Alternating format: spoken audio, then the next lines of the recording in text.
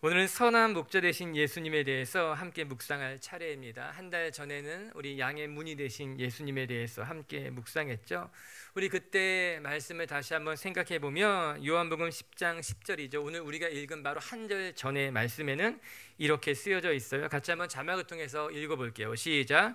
도둑이 오는 것은 도둑질하고 죽이고 멸망시키려는 것뿐이요 내가 온 것은 양으로 생명을 얻게 하고 더 풍성히 얻게 하려는 것이라. 예수님이 이 땅에 오신 것은 우리에게 생명을 주기 위함이다. 뿐만 아니라 그 생명이 더 풍성하게 하기 위해서 이 땅에 오셨다 말씀하셨습니다. 생명을 주시는 것도 감사한데 그것이 전부가 아니라 하나님이 우리에게 주신 생명이 우리 안에 풍성해지기를 원하신 거예요.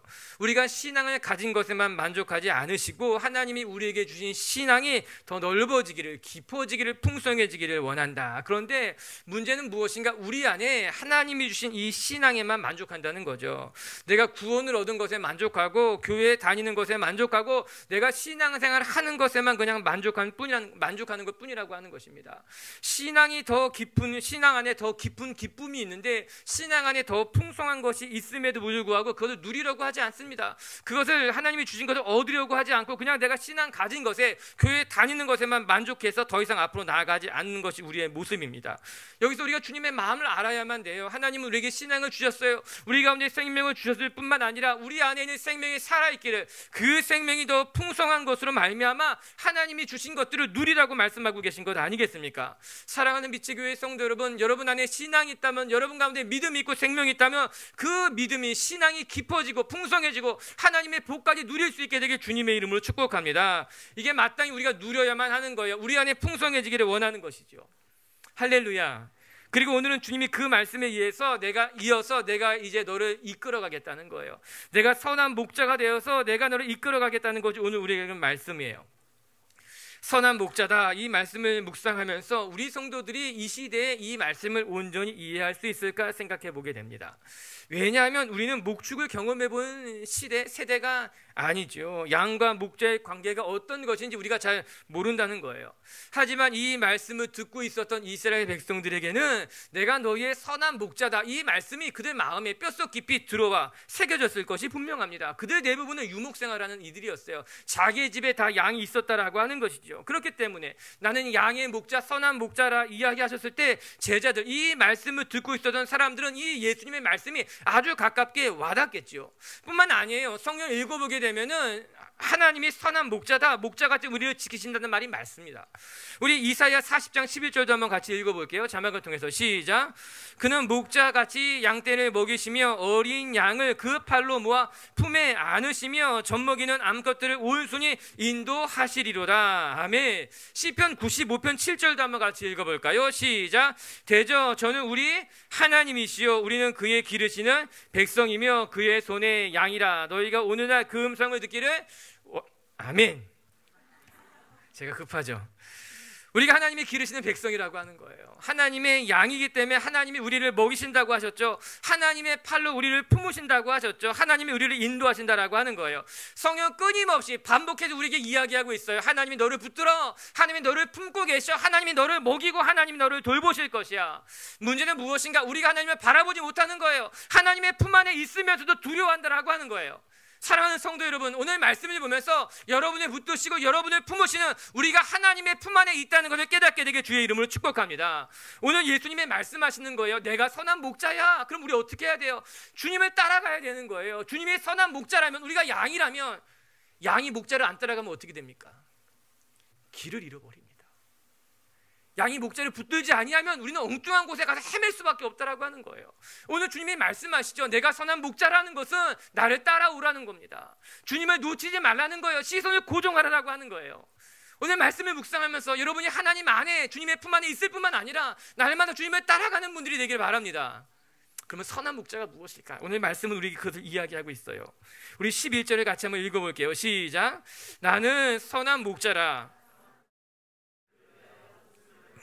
첫 번째 선한 목자의 특징이 무엇인가? 선한 목자는요, 양들을 항상 생각한다는 거예요. 양들을 늘 마음에 품고 있다는 겁니다. 예수님이 친히 말씀하셨어요. 나는 선한 목자다. 그리고 선한 목자는 양을 위해서 자기의 목숨을 버릴 줄 안다. 오늘 말씀의 주제겠죠. 먼저 예수님의 말씀을 들여다보면 목자를 이야기함에 있어서 목자 중에 두 종류가 있다는 겁니다. 선한 목자가 있고 그렇지 못한 목자가 있다는 거죠. 양을 치는 목자라고 해서 다 같은 목자가 아니라고 하는 거예요. 그 중에는 선한 목자가 있지만 또 한편으로는 선하지 못한 목자, 오늘 예수님의 표현으로 보면은 싹군과 같은 목자도 있다라고 하는 겁니다. 참 중요한 구분이에요. 그러면 선한 목자의 특징이 무엇일까? 선한 목자는요, 자기에게 맡겨진 양들을 항상 늘 생각한다는 겁니다. 반면에 싹군과 같은 목자는요, 양이 중요하지 않아요. 그가 맞을 싹이 중요했어요. 그렇기 때문에 싹군 목자는 양을 생각하기 전에 싹을 생각합니다. 즉 관심이 어디에 있느냐? 선한 목자는요, 자기가 맡은 양들에게 관심을 갖는다는 거예요. 반면에 싹군들은요, 자기가 받을 싹에만 관심을 갖고 있는다는 거예요. 그래서 선한 목자는 어떻게 살아가느냐? 늘 양을 바라본다는 거예요. 늘 양을 생각한다라고 하는 거예요. 양에게 시선을 두고 양이 먹어야 할 풀을 찾기 위해서 먼저 앞서 행하게 되고, 또한 맹수와 짐승의 공격으로부터 양을 지키고자 하는 것이 참된 목자의 마음인 거예요. 이렇게 목자의 마음 속에는요, 양으로 충만해요. 동일하게 우리 하나님의 마음도 동일하다, 똑같다라고 하는 거예요. 우리 하나님의 마음도 하나님의 백성이 우리들로 가득 채워져 있다라고 하는 거죠. 그렇기 때문에 시편 기자는요, 이렇게 고백해요. 시편 40편 5절에 보게 되면요, 제가 읽어드릴게요. 여호와 나의 하나님이여, 주께서 행하신 기적이 많고, 뭐라고 나옵니까? 우리를 향하신 주의 생각이 많아 누구와 견줄 수가 없나이다. 우리를 향하신 하나님의 생각이 많다는 거예요. 누구하고도 비교할 수가 없다고 고백하고 있지 않습니까? 이것이 시편 기자가 고백한 하나님이었어요. 그가 말한 하나님은요, 우리를 향한 생각이 많은 분이에요. 무수히 많다라고 하는 거예요. 자기 백성이 무엇을 위해 기도하고 있는지, 자기 백성이 무엇이 필요로 한지, 어떤 어려움에 처해져 있지는 않은지 늘 자기의 백성을 생각하는 것이 목자 되신 하나님이라고 하는 거예요. 이 말씀을 다른 번역으로 보게 되면요, 이렇게 번역해 놓고 있더라고요. 우리를 향한 계획이 많습니다. 즉 하나님이 여러분 한 사람 한 사람에게 가지고 계신 계획이 무수히 많다라고 하는 거예요. 놀랍지 않습니까? 요즘 아이들에게 꿈이 뭐냐고 물어보면요, 꿈이 없다 그래요. 무엇 하고 싶은 것이 없냐 물어보게 되면은 그냥 이렇게 살고 싶대요. 어디 뉴스를 보면 건물주가 된다는 게, 그게 농담이겠죠? 근데 이미 아이들이 안다는 거예요. 고작 자기의 꿈이 없다는 거, 아무것도 없어요. 그냥 돈만 벌면 된다라고 하는 거예요. 그러나 우리 하나님은 아니었어요. 우리 하나님은요, 우리 한 사람 한 사람을 바라보면 꿈이 있는 거예요. 계획이 있는 거예요. 내가 10년 뒤, 내가 20년 뒤 내가 어떤 삶을 살아가야 될지 하나님이 여러분 한 사람 한 사람에게 계획을, 꿈을 가지고 있다라고 하는 거예요. 우리 정훈이가 이런 일을 하면 좋겠다고, 앞으로 이런 일을 하도록 내가 돌봐주겠다고 하나님이 꿈이라고 이야기하고 있어요. 그렇게 우리는 걱정할 필요가 없어요. 왜? 하나님이 늘 우리를 생각하고 계시기 때문에, 하나님의 마음속에는 우리가 가득하기 때문에 우리가 걱정할 필요가 없다라고 하는 거예요. 사랑하는 빛의 교회 성도 여러분 한 사람 한 사람을 향한 하나님의 꿈을 발견하고 하나님의 계획에 참여할 수 있게 되게 주님의 이름으로 축복합니다. 그러나 반면에 싹군 목자는요, 이거와 비교가 되는 거죠. 싹군 목자의 마음에는요, 양이 없어요. 양을 지키고 있을지는 모르지만 싹군의 마음에는요, 자기가 받을 싹만 관심을 가지고 있어요. 물론 목자가 자기가 한 일에 대한 품을 받는 것이 나쁜 일은 결코 아닐 것입니다. 마땅한 일이겠죠. 하지만 예수님께서 말씀하시는 싹군 목자는 양에게 마음을 가지고 있지 않다는 거예요. 오직 자기가 일한 것에 대한 품, 싹에만 관심을 갖고 있으니 선한 목자와 차이가 나다는 거죠. 어느 식당에 갔는데 그곳에서 서빙을 보는 분이 너무너무 훌륭하신 거예요. 홀이 작지 않은 제법 큰 홀인데도 불구하고 혼자서 그 홀을 다 감당하고 계시더라고요. 놀라운 게요, 사람들에게 반찬을 가져다 주고 주문한 것을 챙기는 것뿐만 아니라 테이블마다 서비스를 넣어주고 있는 거예요. 가만히 들어보니까요, 누가 단골 손님인지 알고 그 사람의 메뉴를 기억해서 척척 챙기고 있더라고요. 저는 처음에 사장님인 줄 알았어요. 젊은 사장님인가 보다. 그런데 아니었어요. 그냥 흔히 말하는 종업원이었어요. 그런데 이 한 사람이 홀 전체를 섬기고 하는 일이, 이 집의 보물이다, 이 사람이. 너무너무 귀한 사람이다. 그냥 자기에게 주어진 일만 받고 월급만 받으면 되겠지 하는 것이 아니라 마음을 다해 섬기는 거예요. 내가 오늘 만난 사람에게, 내가 섬겨야 될 사람에게 최선을 다해서 섬기는 모습을 보니 귀하더라고요. 대단하더라고요. 예수님께서 오늘 싹군 목자와 참 목자, 선한 목자를 비교함에 있어서 그 마음에 무엇이 있느냐 이야기하고 있는 거예요. 단지 내가 일을 하고 나서 돈을 받기만 원한다면 그건 싹군이지만 양들에게 마음을 가지고 양을 위해 사는 것이 진짜 목자, 참 목자고 나는 너희의 선한 목자라고 말씀하고 계시는 것이죠. 사랑하는 빛의 교회 성도 여러분, 오늘 우리가 잊지 말아야 될 것은요, 하나님은 오늘도 우리를 생각하고 계셔요. 하나님의 머릿속에는 우리로 충만하고 가득하다라고 하는 거예요. 사람이요 늘 자기가 중요하게 생각하는 것에 마음을 두기 마련이에요. 자연스럽게 그곳에 마음이 흘러가게 되는 것 아니겠습니까? 사랑하는 사람이 생기면요 그 사람이 하루 종일 생각나겠지요. 그가 무엇을 하고 있을지 궁금하고 또한 그에게 무엇이 필요한지 또 생각하고 또 생각해 보게 되고 더 나가서 그에게 해줄 것이 무엇이 없나 그거 찾는 것 아니겠습니까? 선한 목자도 다르지 않다는 거예요. 참 목자는요 양을 생각하고 양을 위해 자기의 목숨까지 내어줄 생각을 하고 있는 것이 선한 목자다. 사실 다윗이 왕이 되기 전에 그는 이스라엘의 평범한 목동이었어요. 그런데 그가 목자로서 어떠한 삶을 살았는지를 들여다보면 오늘 이 예수님의 말씀을 아주 가깝게 느낄 수 있게 돼요. 사무엘상 17장 34절 35절에 목동이었던 다윗의 고백이 나옵니다. 같이 한번 읽어볼게요. 시작. 다윗이 사울에게 말하되 주의 종이 아버지의 양을 지킬 때에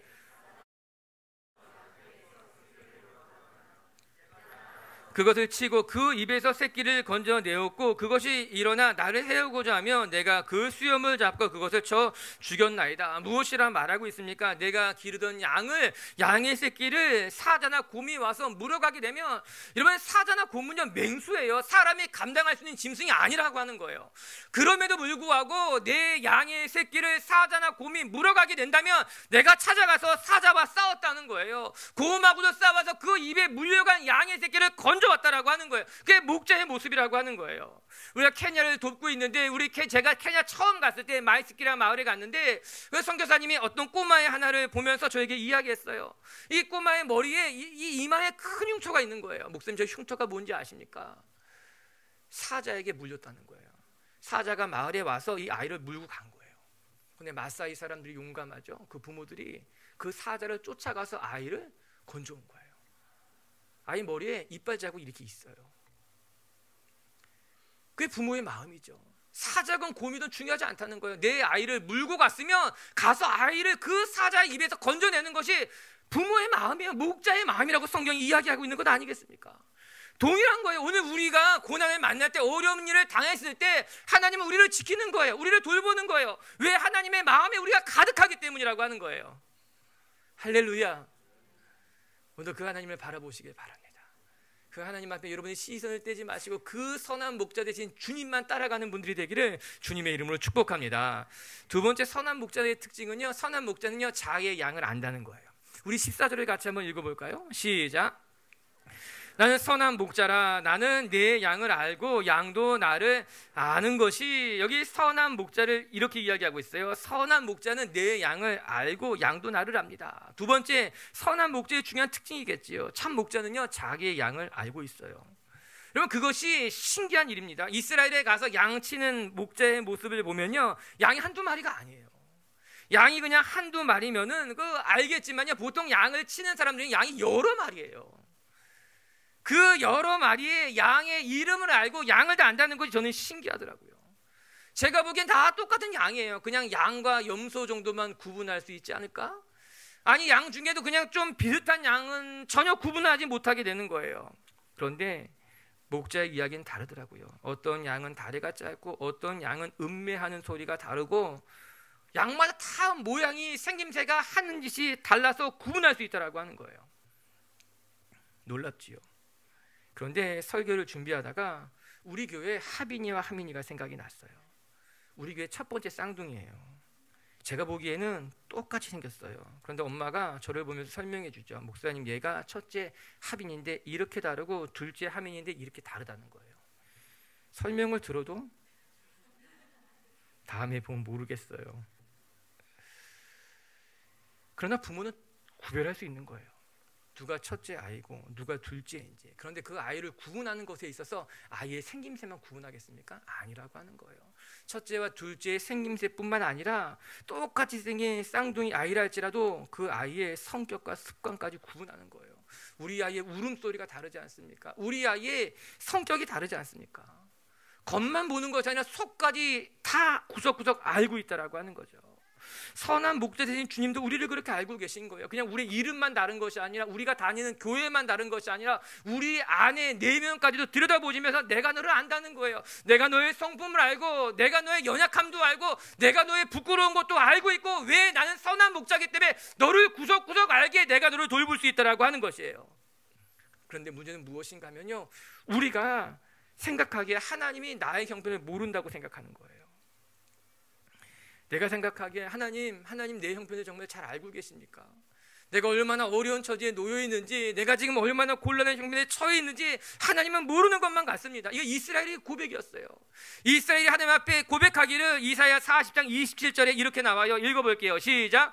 야곱아 내가 어찌하여 말하며 이스라엘아 내가 어찌하여 이르기를 내 사정은 여호와께 숨겨졌으며 원통한 것은 내 하나님에게 수리하심을 받지 못한다 하느냐. 이스라엘 백성이 무엇이라 말합니까? 나의 사정을 하나님이 모른다는 거예요. 내가 얼마나 원통한지 하나님 앞에 수리함을 받지 못한다고 이야기했다라고 하는 거죠. 이게 이스라엘의 탄식이었어요. 그런데 놀라운 것은요, 하나님이 이 이스라엘 백성들의 탄식을 듣고 하나님이 탄식하고 있었어요. 아니야, 나는 너의 형편을 알고, 나는 너의 이름을 알고, 나는 너의 모든 것을 알고 있다고 하나님이 오히려 가슴을 치고 계셨다라고 하는 거예요. 맞아요. 우리의 생각에는 하나님이 나의 형편을 모르는 것 같지만, 나의 사정이 하나님이 잊으신 것 같지만, 하나님은 지금도 우리를 알고 계세요. 우리의 모든 것을 알고 계세요. 시편 39편의 2절부터 4절까지 이런 말씀이 나와요. 주께서 내가 앉고 일어섬을 아시며 멀리서도 나의 생각을 밝히 아시오며 나의 모든 일과 내가 눕는 것을 살펴보셨은즉 나의 모든 행위를 익히 아시오니 여호와여 내 혀의 말을 알지 못하는 것이 하나도 없으시니이다. 아멘. 하나님 우리의 앉고 일어섬까지 알고 계시다라고 하는 거예요. 멀리서도 우리의 생각을 꿰뚫고 계시다라고 하는 거예요. 내가 가는 길을 알고요, 내가 눕고 있는 형편도 알고 계시다라고 하는 거예요. 걱정할 일이 없어요. 하나님은 알고 계세요. 여러분이 기도하기 전에도 여러분의 필요를 알고 계시며 무엇이 여러분에겐 연약한 것인지까지 하나님이 알고 계시다라고 하는 거예요. 사람마다 다 연약한 것이 있어요. 어떤 사람은 관계가 연약하고요, 어떤 사람은요 재정적인 것이 연약하고요, 어떤 사람은요 성격에 어려움이 있고요.